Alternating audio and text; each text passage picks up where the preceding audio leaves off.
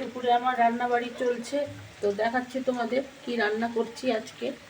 যে এখানে আমি একটু ডিম কষা করব, তো তার জন্য আগে আমি মশলাটাকে ভেজে নিচ্ছি। টমেটো, পেঁয়াজ, রসুন, কাঁচা লঙ্কা, ধনে, জিরে, শুকনো লঙ্কার গুঁড়ো এই সমস্ত দিয়ে এখন মশলাটাকে ভালো করে কষিয়ে নেব। তারপরে ডিমটাকে ছেড়ে দেবো। এই যে এখানে ডিম ভাজা রাখা আছে, আর এদিকে এই যে এখানে আলু ভাজা হচ্ছে। ছোট ছোট আলুগুলো ভাজা খেতে কিন্তু বেশ ভালো লাগে। তো একটু ডাল আছে, ডালের সাথে এই আলু ভাজা। তো আলুটা যে নতুন নতুন যে আলু হয় না, নতুন নতুন আলু, ছোট ছোট আলু, ওই আলুগুলোকেই আমি কেটে নিয়েছি। কেটে নিয়ে টুকরো টুকরো করে কেটে নিয়ে এই যে ভাজছি এই আলু ভাজা। আর এখানে হচ্ছে ডিম কষা। তো মশলাটা এখন কষিয়ে নিচ্ছি ভালো করে। তারপরেতে এতে একটু গরম জল দিয়ে দেবো, দিয়ে তারপরে ডিমগুলো দিলেই হয়ে যাবে। তো এটা কষা কষাই হবে, এটা ঝোল হবে না। তো এখানে আমি এই যে ডিম মশলা কষিয়ে জল দিয়েছি।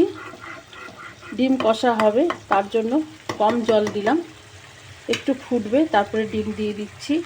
আর এখানে এই যে আলুগুলো প্রায় ভাজা হয়ে গেছে, আর একটু কড়কড়া ভাজবো, তাহলেই হয়ে যাবে। আর শীতকালেতে এই আলু ভাজা, ছোট ছোট আলু টুকরো টুকরো করে ভেজে ডালের সঙ্গে খেতে বেশ ভালো লাগে। তো শীতকালে এই ছোট আলুটার বেশি স্বাদ লাগে। পাওয়ার জন্য তো সারা বছরই ছোট আলু আজকাল পাওয়া যাচ্ছে, কিন্তু তখন যেন বেশি ভালো লাগে না। এখন এই নতুন আলু, তো নতুন আলুর স্বাদ আলাদাই হয়। তো এই যে প্রায় ভাজা ভাজা হয়ে গেছে, আর একটুখানি ভাজবো, তাহলেই হয়ে যাবে। আজকে বাইরেটা দেখাচ্ছি, দেখো। কালকে দেখিয়েছিলাম না, রোদ ছিল, একটু একটু রোদ, রোদ মেঘ খেলাখেলি করছিল। রোদ মেঘ কুয়াশা সব কিছুই খেলাখেলি করছিল কালকে। আর আজকে দেখো কি সুন্দর ঝকঝকে রোদ উঠেছে। রোদের কিন্তু তেজ নেই, কিন্তু বেশ ভালোই রোদ উঠেছে। এই যে চারিদিকটা বেশ সুন্দর রোদ উঠেছে আজকে। তো এখন ঝোল ফুটে গেছে, ডিম দিয়ে দিচ্ছি আমি।